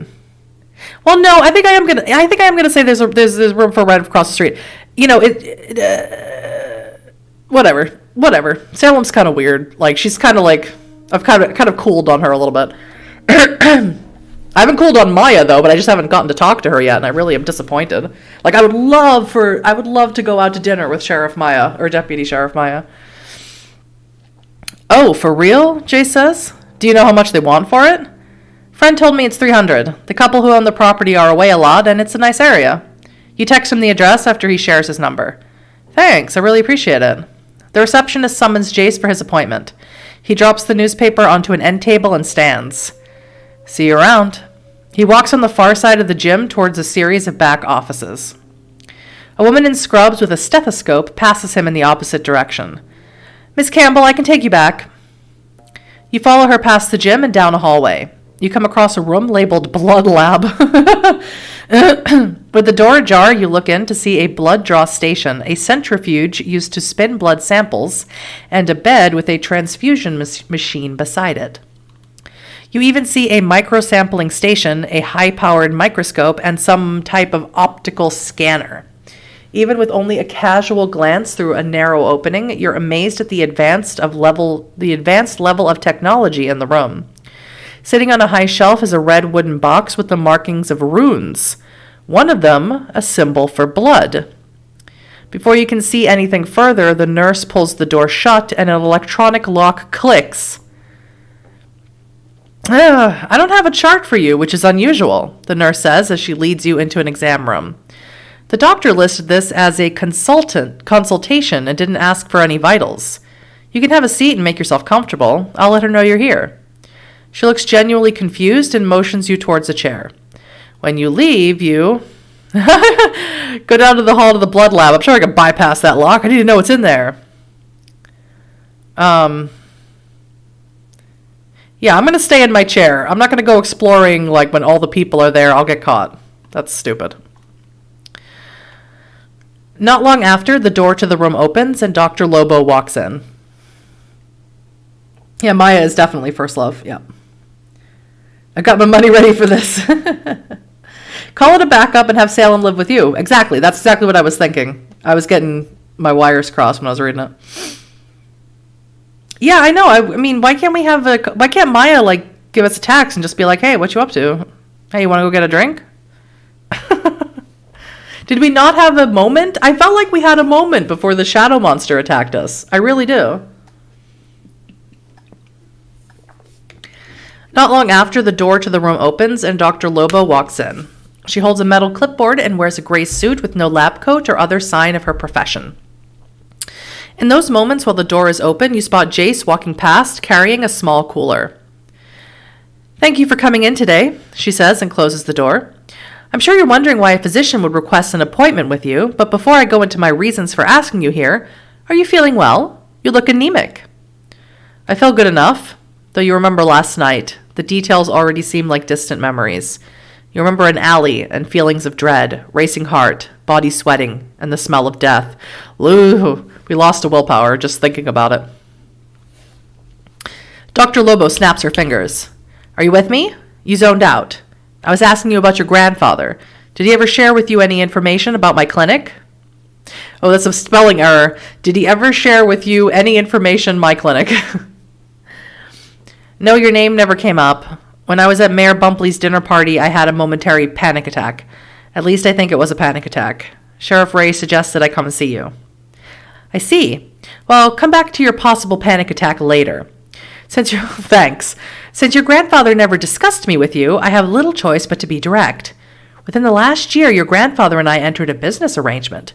Once a month, he shipped products for me around the Midwest, discreetly. We kept this arrangement private between the two of us. Since he passed away, I've been unable to conduct my business and have a considerable backlog of orders. My clients are getting a bit distraught. What the hell? A million questions stampede through your mind. You settle on just one for now. Blood? She's like, circulatory system. What's my insight? That's a 5 dice pool. Let's do it. What are these products he was shipping? Wow. We do need a VTM official dating sim. I'm gonna tell Outstar we need one. We need a like my dream daddy, but for VTM. That's like a circulatory system thing. Dr. Lobo paces to the exam table, turns and folds her arms. You know, your grandfather never asked, and I never shared it with him. To my knowledge, he never inspected any of the shipments. I appreciate my grandfather's discretion, but I really need to know. Fine. We collect the blood of young people and sell it. To answer your next question, no, I'm not entirely sure what they do with it. Who can track all the expensive health fads these days? My clients are eager to pay for such a thing and are understandably sensitive about being seen buying them, but I see no harm in it. Neither did your grandfather. Now, I've told you what you want to know, so can we please move on to important matters? Though you sense some of what Dr. Lobo says is true, you're not sold on her claims of it being a health fad. However, you doubt she will give you anything more if you press her. She sets the clipboard on the exam table and motions you forward. Slide your chair up here. This document spells out the terms of the deal I had with your grandfather, which I offer to you today. There is no negotiation to these terms, and I will give you a few moments to read it over and sign it. You will not be given a copy, and there will be no record of this contract other than the one I keep. Pay attention to everything because you will never see it again, and after this conversation, I will never discuss it. Read it now. Oh my God. You look over the document, which only consists of a single sheet of printed stipulations. 1. You will receive a letter at your store when a shipment is available. 2. You will come to the clinic at the appointed time and pick up a package. 3. From a sheet of labels inside of the package, you will repackage the contents of the box and ship them along with a packing slip featuring your store's logo and an invoice for typical products from your store, and ship each package out immediately through FedEx next day air. Jesus. Within 2 days, you receive a cashier's check from a corporation unknown to you for $5,000 as compensation. When you look up from the contract, she offers you a ballpoint pen. All you have to do now is sign. You take the pen from her hand and look over the document once again. Only one line exists at the bottom of the page for your signature. $5,000 is a ton of money, especially with all of your grandfather's debt looming over your head. On the other hand, shipping biohazardous material without a license and the proper documentation is surely illegal. She's asking you to participate in illicit blood trafficking. Is the money worth the risk? Your grandfather was in business with Dr. Lobo, so how bad could it be? Grandpa was a jerk and an idiot. Oh, man. He was part of feeding them. Yeah, part of the circulatory system. I keep forgetting the circulatory system exists until they're brought up, and I'm reminded of their cool name. How are we so in debt if Gramps was doing this for $5,000 a time? I don't know. Maybe he drank or gambled his money away. I don't know. I doubt she's a techno mage helping the worm. I think she's literally just working for this, maybe, it could be a Pentex type of thing, but I doubt it. She's just working for this nameless corporation. And, doesn't know what it's for and doesn't ask any questions and just wants the money. And that's how she has such nice equipment in her office. Okay, so because I'm me, I'm like, bad grandpa, yeah. Because I'm me, I'm like, no, this is wrong. There's no way that this isn't going to feed vampires. But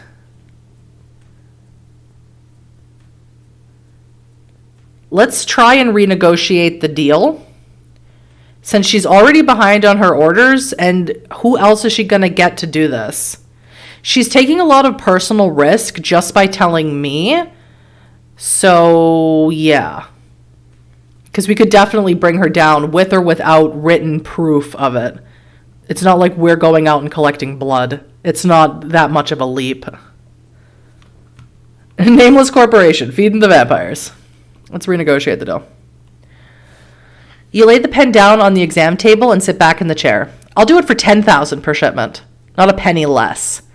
She stares at you for a few long seconds, and the lines on her face become more pronounced, like her head is squeezing out the answer. Did you not hear the part where I told you there will be no negotiations? All deals... Oh, I can't do something because I have my willpower. All deals can be negotiated. I am a physician, not a magician. Remains to be seen. I cannot invent money out of thin air. If I could, I'd have no use for any of this. I would just conjure more money from my beach house in Hawaii. I understand it may be difficult to come up with more money for me, but I will need more to fulfill my end of the deal. She scoffs and looks at the exam table. She uses her finger to scribble on the surface as if she's writing with a pen. When she's done, she looks back at you and shakes her head. The math doesn't work for me. $5,000 is all I can offer. Take it or leave it. All right, what's better, persuasion or intimidation? I can't call her bluff because I'm out of willpower, apparently. I have 2 willpower. I should be able to call her bluff. Persuasion is 2, intimidation is nothing. So let's do persuasion. I act upset. I really want to deal with you, but I'm in so much debt that even $5,000 won't help. I'm afraid I'm going to lose the store. Can't you do any more? She rolls her eyes at you. This is certainly not an Oscar-worthy performance. Nevertheless, I will agree to $7,000 and not a penny more. I'll take it. She smiles, lifts the contract, and places it inside the clipboard. Wonderful. Sadly, I have no bottle of champagne to open for a toast. I am glad we came to an agreement, and I hope we have a long partnership. She slips past your chair and opens the exam room door. Wait, so that's it? Aren't you going to examine me? This wasn't a medical appointment. Feel free to make one with the receptionist on your way out. After she steps out of the room, you leave the office and continue out of the wellness clinic. I mean, I don't feel great about that decision. I feel like if we report her to the authorities, we'll be like, yeah, we know, and then kill us and find our nearest relatives to take over. Exactly. That's exactly what I mean. It's Pentex, of course. I don't feel just the greatest about that decision, but I don't feel like there was really any way to get out of it. We could just say no and someone else would just do it. And we really need the money. We really need the money and it's so typical because our grandfather just effed everyone over. So, yeah. Yeah. What are you going to do? Since it's still early in the day, you return home to check on Lamb. As you park, you spot Jace, the man you met at Dr. Lobo's office, bringing boxes out of a van and into your neighbor's house already. Oh, my God. Wow, that was fast, you say aloud. What was fast? Lamb asks as he sweeps the store's entrance. I met a guy today who needed a room to rent, so I told him about the neighbor's house across the street. He's already moving in. There are not many good places to rent in Jericho Heights, Lamb says. I've been renting out my brother's room for quite a while. He hates it, but the money is good. Wait, where does your brother live? In the basement of my parents' house. He's my brother, so I couldn't kick him out altogether. I have a soft spot for him. My God. Your thoughts shift to Salem. She told you she was interested in renting the same room you just recommended to Jace. If this gets back to her, she'll definitely be upset. It's fine. She seems to be upset about everything. You put that out of your mind for the moment. You have other obligations. You group text Adam and Salem and ask them to meet you at the library. She can just move into my house with me and we can just have pajama parties every night. So it's awesome. It's fine. It's good money, to be fair. It is. I don't feel great. I don't feel great about the decision, but I feel sort of backed into a corner about how I would earn enough money to get out of debt.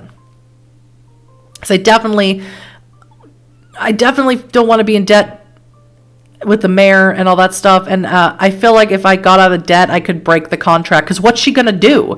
What's she going to do if I stop doing what she wants to do? She's just not holding on to the contract. She's, what's she going to go to the authorities? What's she going to do? Right? Who am I trying to convince here? Me or you?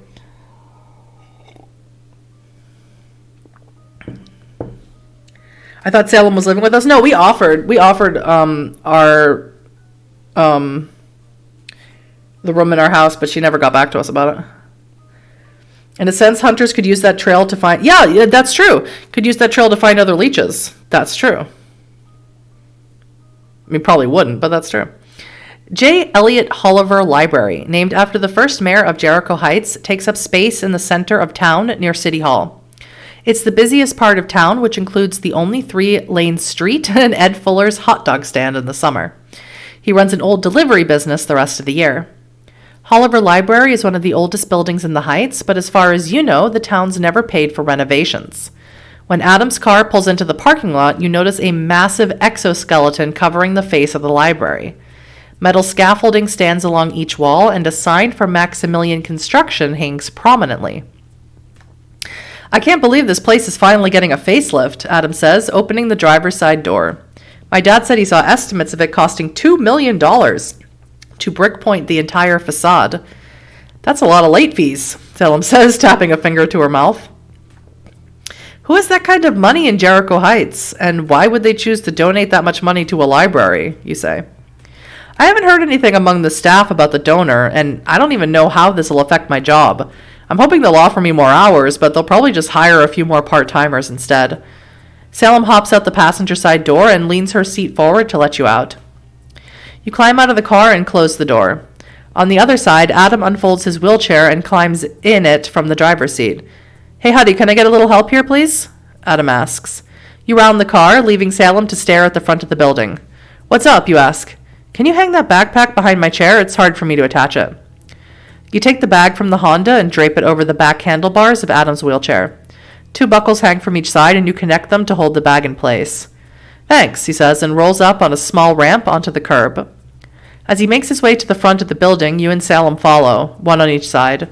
Feels like old times again when you were kids hanging out at the park or roaming the streets at night. Exploring some new section of town. How would you have ever known the three of you would unite again? You walk ahead and hit a button with a wheelchair symbol on a metal railing under one of the scaffolds. Double doors swing open automatically, and the three of you head inside. Areas of carpeting are missing from the floor, ripped up and rolled to the side, exposing the cement slab. Yellow caution tape marks off areas to the left and right where paint cans and rolls of tape lie scattered around. You make your way through an arch that leads into the library proper, where rows and rows of bookshelves stand and wait. Salem walks away from you and Adam. I'm going to go say hi to Miss Hanson. She'd be mad if I didn't, and she might be able to point us in the right direction. As she walks away, Adam turns to face you. Just tell me to shut up if I'm out of line, but it looks like you and Salem are hitting it off again. Any chance you two may become a thing? Not really, because she kind of got weird. She kind of got weird with us and then never discussed it with us. What happened? Set the vampires and ghouls after us? I know. I'm still picturing us and our friends as teenagers, right? It kind of feels like a little bit like that, which I kind of enjoy.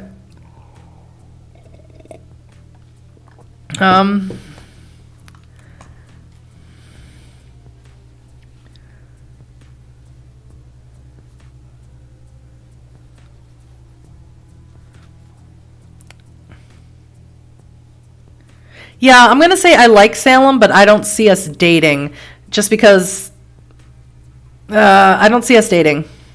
I don't.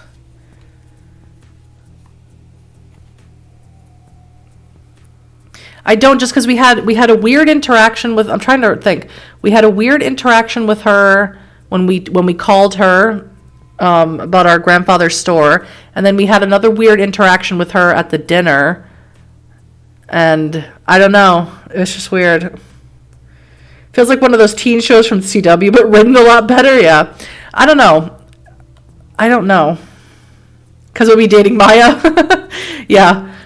I really want to talk to Maya. Hey there. So all of the books we're looking for are on the second floor. Miss Hanson pointed me to a section devoted to academic studies. She looked pretty annoyed that I asked for help, Salem says. You didn't actually tell her we're looking up vampires, did you? Adam asks. Oh God, no. I told her we were looking up the history of monsters. Dracula, werewolves, yetis. I didn't exactly know how to word it. Anyway, follow me. Oh man. The second floor of the library shows the real age of the building. Thin carpets pulling up at the corners, rickety wooden chairs and tables, peeling paint on the ceiling, chipped statues, and fake potted plants. Only one worker, a short, hunched old man, pushes a cart through an aisle. Both front wheels wobble like they're ready to pop off. That's Mr. Gregory, Salem says. The elevator doors open and out walks Miss Hanson carrying a folder. She walks straight past your group without even a glance. Okay. I see the section on mythology and historical references. Adam points to a darker area of the floor where the bookcases form a triangle leading into a new section. As you walk around Mr. Gregory and his wobbly cart, Salem waves to him. Hi, Mr. Gregory. It's nice to see you. Hello, dear. Make sure to submit your time card. Miss Hanson is a real stickler. I will, Mr. Gregory, she chirps. You and Adam wave a cautious hello as the three of you continue on to the mythology section. Once there, Salem pulls out her phone and checks the screen. Miss Hanson gave me the numbers of some of the books she recommended. They should be right here. She stands on the tips of her toes and squints her eyes as she reads the numbers off the spines of the books. She frowns and moves farther down the line and then frowns again. I don't understand. At least 10 of them are missing. That seems strange, Adam says. Can you look up who checked them out? Good idea. I can check the computer up here. Salem walks over to a kiosk with where an ancient-looking monitor and keyboard sit. It boots up with a series of annoying beeps that break the silence of the second floor. When the screen turns neon blue, she taps away on the keyboard. That's really weird. They've all been marked for reclassification. I guess we can ask Miss Hanson where they might be. If they're in the special section, I'm sure she'll lend me the key. That's quite a coincidence that the books we all need are missing, Adam says, rolling up to a table. So what do we do now? Salem walks over to a bookshelf inside the triangular mythology section and returns seconds later with two large dusty books the size of encyclopedia volumes. Two of the books are here. They were in the wrong section. We can start working through these. If we have any trouble locating books, I can always order them. After all, I own a bookstore. Adam nods. That's a good point. I go into the library and I own a bookstore. Oh, good God. She got weird about you asking about Adam, but you didn't get the chance to speak with her at the dinner party because you were snooping. Oh, yeah, that's right. Thank you, Rachel. That is what I was doing. I was snooping around. That is what I was doing. I wanted to go up and see the view from the top, okay? So may. I don't mind imagining my OC as a teen. He'd find it as a compliment. Yeah. A teenager who owns a bookstore. I remember having to research vampires for one of my old jobs. Oh, yeah, I know which job you're talking about, Vampire Bait. That's such a cool job. I bet you have great stories about that job. It's almost like someone suspects that we want to research vampires. Okay. You can talk to Miss Hanson to find out who's funding the library's expansion. Ooh. Or we can search the library. Int Science or Wins Investigation. Int Science, boop, is really good. Ooh, that's 6 dice. And Wits Investigation is also 6 dice. That is really good. And that's 5. Charisma Persuasion is 5 dice. That's bomb. Let's search the library. I'm a smarty son, apparently. So many stories, and not the ones you'd expect either. No, eventually you and I, when the plague is over, we can just, go meet up at some point and just share those stories, because I'd be so interested in those stories. With Salem and Adam locked in their own research, you take the opportunity to search for other books that may be of interest. Though Salem's initial search provided some basic history of vampire lore, maybe you can find something unexpected. Research has been part of your scientific training for years now, and though you're used to finding papers in scientific journals and texts, the methodology is the same. That's a hard word to say. Searching for a keyword like vampire turned up nothing in the library, though, so your first step is to look for related phrases that may be easily overlooked. You step over to the computer on the second floor and do a few keyword searches in the library catalog system. Although you trust Salem, you don't trust Miss Hanson, so you start out by searching for vampires. You get many of the usual suspects: Bram Stoker's Dracula, novels by Anne Rice, the Twilight series, and other works of popular fiction. Next, you focus on lore, but as Salem found, all of the books are missing, checked out, relocated, or being read right now by your friends. You turn your attention to other keywords. You search for spellings in the other languages. Vampire, vampire. You check for mythological creatures like Lamia.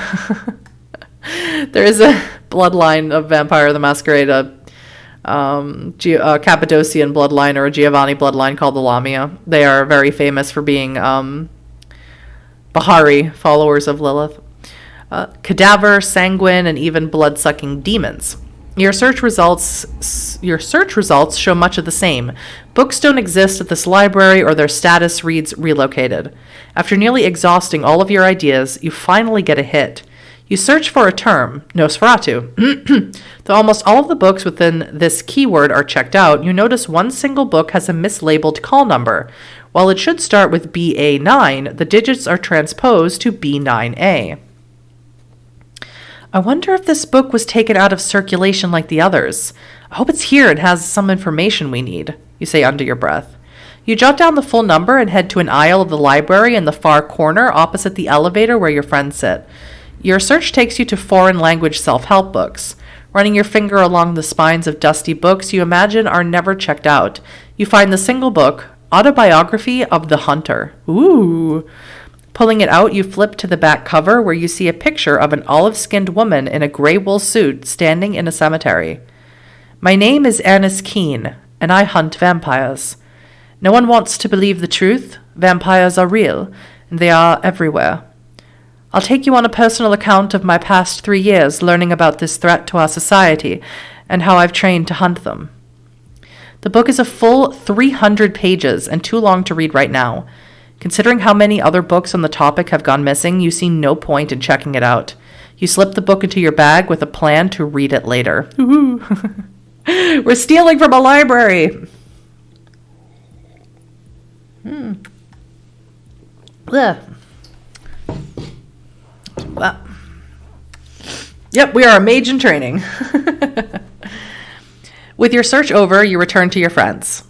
As Adam and Salem open the books at the table, you slip out the hunter book you just found. You slide it onto the table, revealing it to Salem and Adam. Hey guys, I just found this. It was mislabeled in the library system, but I found it. Salem turns the book just enough to read the cover. Annis Keene, why do I know that name? Adam rolls his eyes. That nutjob, her story was all over the news. I think it even went national. She's a survivalist who wrote a manuscript and paid to self-publish it. I'm not sure how the library got it, but that looks like a copy. Anyway, maybe 5 years ago, she was going off about how vampires live among us. She was even on cable access to a few dozen viewers. He takes out his phone and taps on the screen. His fingers move quickly. Didn't she wind up in jail? Salem asks. Adam leans back in his wheelchair and holds the phone up to read from it. Yep, here's a Sun-Times article. Grew up in Chicago, worked as a financial manager for a Fortune 500. After the death of her partner, she quit her job and sold all of her possessions. Spent time in a residential mental health facility. Left and moved to Gary, which is another place full of vampires, Gary, Indiana. Built a home in Montano, yada yada. Okay, the Bureau of Alcohol, Tobacco, Firearms, and Explosives investigated Keene after neighbors reported disturbances to local police. When the ATF came to her house and a confrontation ensued in which an agent was shot. After arresting her, authorities found automatic weapons and explosives in a bunker she was building on the property. She's now in federal prison on weapons and explosive charges. Throughout her arrest, arraignment, and trial, she kept saying she was hunting vampires. She sounds badass, but not subtle. I would love to find something like that in my public library. I know, right? She definitely sounds troubled, but I can't help but wonder if she was really tracking vampires. Just because we know there's a vampire in Jericho Heights doesn't necessarily mean Keene has all her marbles. She's been so discredited. I mean, she shot a federal agent. Or are they all vampires too? Adam puts his phone away, shaking his head at you. Look, no one really knows what Keene went through. Maybe she was just pushed too far. Stress can make people do crazy things, Salem says. You draw the book back and slip it in your bag. Next, Footsteps draw your attention to the other side of a bookshelf where a tall man in a dark green coveralls carries a toolbox.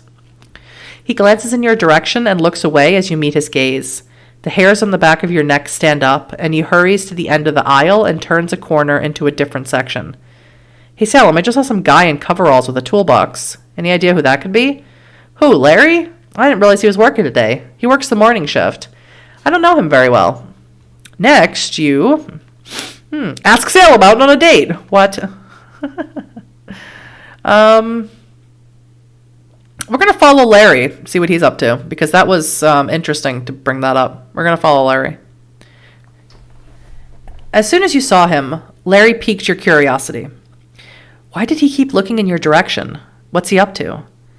Hey guys, I'm going to go check something out. I'll be back in a few minutes, you say. Stepping away from the table, you head to the end of the aisle where the magazine racks start. You see no sign of anyone, so you walk farther along the aisle until the end, where it stops at a door marked maintenance. You walk around and make sure no one's watching, and when you're sure you're alone, you reach for the door handle. Footsteps call out from your right side, and you turn as a shadow approaches. Hey, over here, a voice says. From the edge of another aisle, Larry peeks out and waves you over to him. He steps forward and disappears into an unlit hallway. Hesitant, but too curious to turn back, you make your way around the corner just as he enters a side room. As you walk closer to the room, you hear the sounds of heavy machinery, an abnormal buzzing and clanking of moving mechanical parts. You take a quick look inside and see him standing by an air conditioner the size of an oven. He waves you in. Close the door behind you. He speaks in a rough voice like he's been waiting to clear a wad of phlegm. He has a long, crooked nose like it's been broken too many times, and he has streaks of gray through his blonde hair. He holds a toolbox in his hands like it's a lunchbox, and tufts of coarse hair poke from his knuckles. Hi there, I'm Huddy. My friend Salem works here, and I was just looking around the library. Sorry if I disturbed anything. We don't have a lot of time, he says. It's difficult to hear him over the AC unit. He steps close to you, close enough to smell the tobacco dip on his breath. Those books your friends couldn't find? They're gone for good. Miss Hanson took them. They got to her. Wait, how do you know what books we're looking for? You ask. You strain to talk over the sounds of the machine next to you. Can we shut that off? I can barely hear myself think. No, he shouts and covers the power switch with his hand. He points to the overhead light fixture and looks up. They're always listening and watching. I've seen things in this library that made me realize we're under surveillance all the time. Whatever you have going on, whatever you're doing out there, whatever answers you're trying to find, stop it. It's the only way you'll stay safe. Now go back to your friends. We never talked, got it? Thanks for the warning, but can I ask you a few questions? The door swings open and Larry steps into the hallway. By the time you cross the room, he's gone. After searching for Larry for several minutes, you return to your friends at the table. Salem looks up at you with a smile. Welcome back. You've been gone a while. Everything okay? We're all in this together, yeah, so I'm going to tell them about Larry and the warning, because it's weird. I want that lady on my team. Me too. Read the room game, I know. I'm just going to ask Salem on a date, just like really quick. It's totally fine. Ooh, my friends can get stressed out now. That's something I'll have to remember. You lean over the table and wave them in close. You tell them all about your brief meeting with Larry and how he told you that the books on vampires are all missing, taken by Miss Hanson. Your friends light up as they hear the news. Ooh, they're stressed. I never liked Miss Hanson, but I never thought she was being manipulated by anyone, Salem says. Adam rubs his chin. Do we trust Larry? Do we have any reason to believe he's misleading us? You shake your head. I'm really good at reading people, and I don't think he was lying. I'm heavily inclined to believe him. Salem, do you agree, based on your interactions with him, is he generally trustworthy? Salem puffs out her cheeks and blows out a sigh.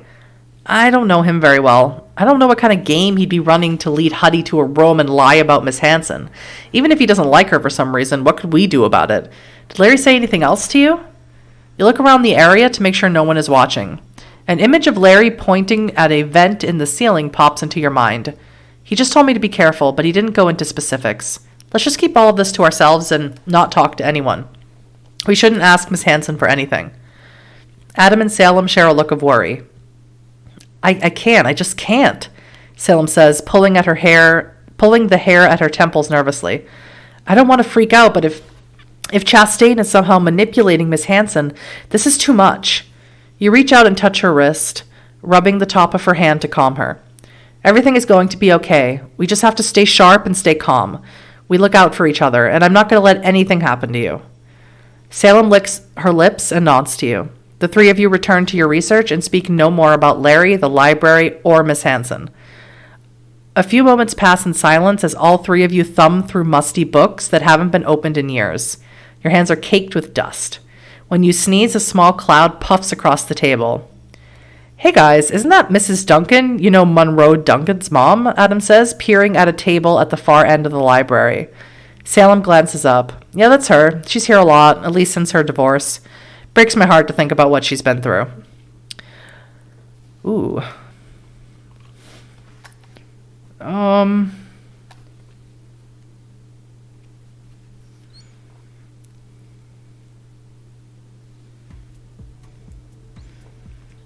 that's okay, Vampire Bait. I'm actually going to end the stream now because my voice is really starting to go and I've been streaming for about 2 hours and that's about all I can take. So I'm going to leave this here for now and we are going to continue our little research gathering in the library for the next time I stream. I'm not going to be streaming Tuesday, probably not Wednesday either, but I'll definitely be back Thursday, and I'm very excited. I can't wait to see where this is going, because it's really getting into the meat of the story now, and I'm very excited. I'm very excited to go hunting for vampires. So, yeah, good timing. So I want to thank all of you. You've been absolutely great. Thank you, Rachel. Of course, the best mod ever is Vampire Bait. Hunty, and everyone else that's still in the chat. I want to thank you all so much for being here. It means so much to me, and that you're enjoying the story as we go through it. And yeah, I'll see you guys at least by Thursday. So thank you guys.